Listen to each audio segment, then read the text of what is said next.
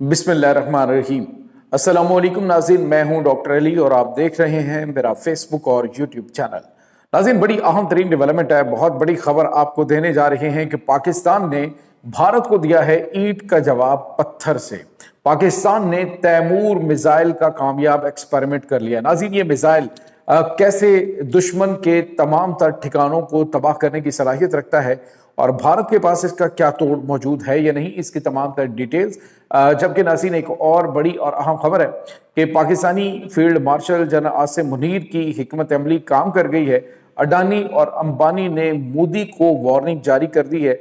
इसकी भी ताज़ा तरीन अपडेट्स आप जानेंगे। और नाज़रीन, इस वक्त जो भारत के अंदर लेफ्टिनेंट जनरल हैं, उन्होंने भारत के हवाले से बड़ा इंकशाफ किया है और पाकिस्तानी फौज के सिपहसालार जनरल आसिम मुनीर के हवाले से इसकी भी डिटेल्स आप जानेंगे। वीडियो की तफसील में जाने से पहले अगर आपने हमारे इस चैनल को सब्सक्राइब नहीं किया हुआ तो आपसे गुजारिश है काइंडली इसको सब्सक्राइब कर लें और बेल आइकन को ज़रूर दबा दें ताकि हमारी आने वाली वीडियो सबसे पहले आप तक पहुंच सकें। नाज़रीन, हम आपके शुक्रगुजार हैं जो आप हमारे वीडियोस को देखने के लिए वक्त निकालते हैं और कमेंट सेक्शन में अपनी मोहब्बतों का इजहार भी करते हैं। नाज़रीन, इस वक्त सूरत हाल ये है कि भारत के ऊपर जंगी जुनून सवार है। पिछले 2-3 दिन से इन्होंने कुछ मिसाइल एक्सपेरिमेंट किए। एक इन्होंने प्राले मिसाइल का एक्सपेरिमेंट किया जिसमें इन्हें लॉन्चिंग ट्यूब से फायर होते हुए दिखाया गया। कहाँ पे गए, इन्होंने अपने टारगेट को मिस किया, हिट किया, कुछ नहीं पता। और इससे पहले उन्होंने पिनाका MK3 मिसाइल का एक्सपेरिमेंट किया, उसको भी लॉन्चिंग ट्यूब से निकलते हुए दिखाया, लेकिन टारगेट से कहाँ पे जाके वो लगा नहीं बताया गया। तो इसका मतलब आप समझ सकते हैं कि भारत जब टारगेट को हिट करता हुआ दिखाता है तो वो कामयाब उनका एक्सपेरिमेंट होता है। लेकिन इन दोनों मिसाइलों के हवाले से यानी जो पिनाका है, ये रॉकेट सिस्टम है, ये भी बज़ाहिर उन्होंने कहा जी कि ये हमारा कामयाब हुआ है। लेकिन चलें, मान लिया कि कामयाब हुआ है, अब पाकिस्तान क्या करने जा रहा है? मैंने आपको बताया था पॉसिबल नहीं है कि भारत को एक्सपेरिमेंट करे और पाकिस्तान उसका जवाब न दे। अब नाज़रीन, पाकिस्तान ने तैमूर मिसाइल जो है, तैमूर AG मिसाइल, इसको लॉन्च कर दिया। नाज़रीन, ये बेसिकली जो तैमूर है ये एयर मिसाइल है, एयर टू ग्राउंड भी और एयर टू एयर भी। ये बड़ा ज़बरदस्त किस्म का क्रूज स्टेल्थ टेक्नोलॉजी से लैस मिसाइल है, यानी कि दुश्मन के रडार पे नजर नहीं आता।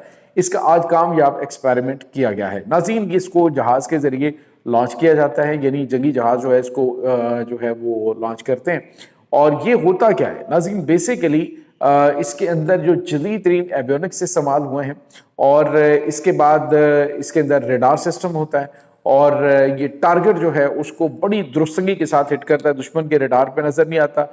और साथ ही दुश्मन का एयर डिफेंस सिस्टम है, उससे बचने की सलाहियत ये होती है कि ये लो अल्टीट्यूड के ऊपर परवाज करता हुआ दुश्मन के ठिकानों को जाके तबाह कर देता। और इसकी जो रेंज है वो नाज़रीन 600 किलोमीटर है।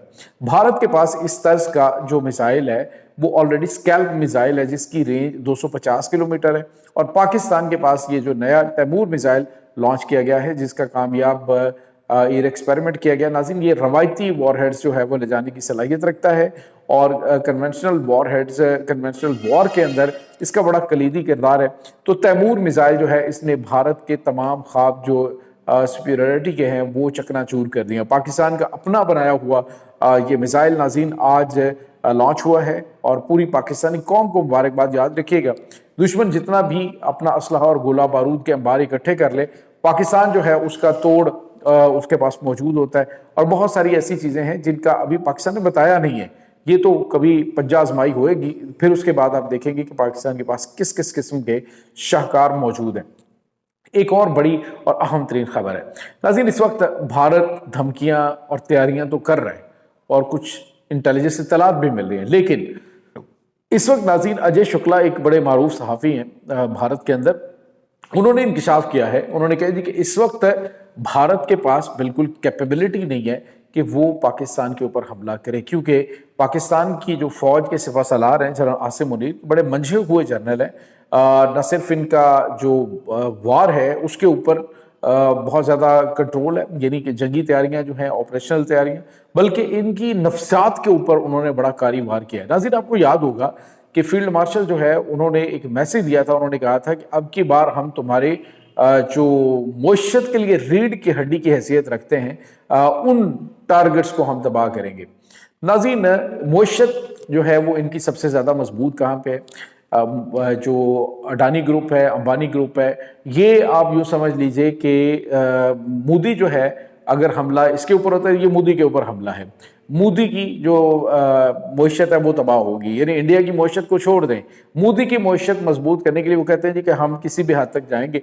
अब अडानी और अंबानी ने नरेंद्र मोदी को वार्निंग दे दी है। उन्होंने कहा है कि अगर हमारे जो मुआशी हब समझा जाता है इंडिया का, हमारी कंपनियां और उसके बाद नाज़रीन की जो शिपिंग पोर्ट्स हैं, उसके ऊपर अगर हमला किया गया और उस हमले के अंदर वो इनके एसेट्स जो हैं वो तबाह हो गए, तो फिर भारत को तो नुकसान होना है। लेकिन ये दो कंपनियां जो हैं, ये यूं समझ लीजिए कि इनका बेड़ा गर्क हो जाएगा।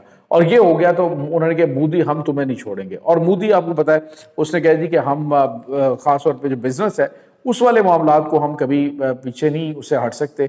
और आपको पता है कि जो मेन इस वक्त अडानी और अंबानी ग्रुप्स हैं, वो ही भारत के अंदर जो है वो नरेंद्र मोदी के दौर के अंदर उन्होंने बूस्ट किया है। पहले भी थे, लेकिन अब नरेंद्र मोदी के दौर के अंदर तो खैर उनके अरबों डॉलर के अंदर असासे चले गए।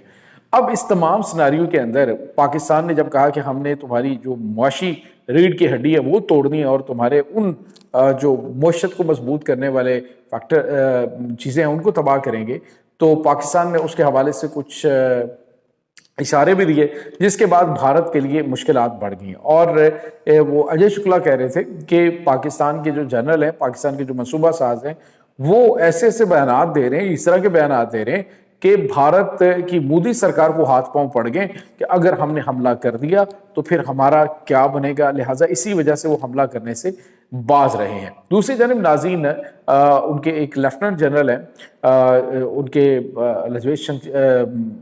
लक्ष्मण सिंह जो हैं, उन्होंने एक स्टेटमेंट दी। उन्होंने कहा जी पाकिस्तानी फौज के सिपह सलार इस वक्त उसने भारत की नब्ज के ऊपर हाथ रखा। उसे पता है कि भारत के कौन कौन से पिंचिंग पॉइंट्स हैं, कौन कौन सी उसकी ऐसी जगह हैं जिनके ऊपर वार करके वो भारत को बिल्कुल मफलूज कर सकता है। उन्होंने कहा जी पाकिस्तान की 7 लाख मिलिट्री बहुत गैर मामूली, और पाकिस्तान एटॉमिक वर्ल्ड मुस्लिम वर्ल्ड के अंदर सबसे पहली एटमी ताकत है।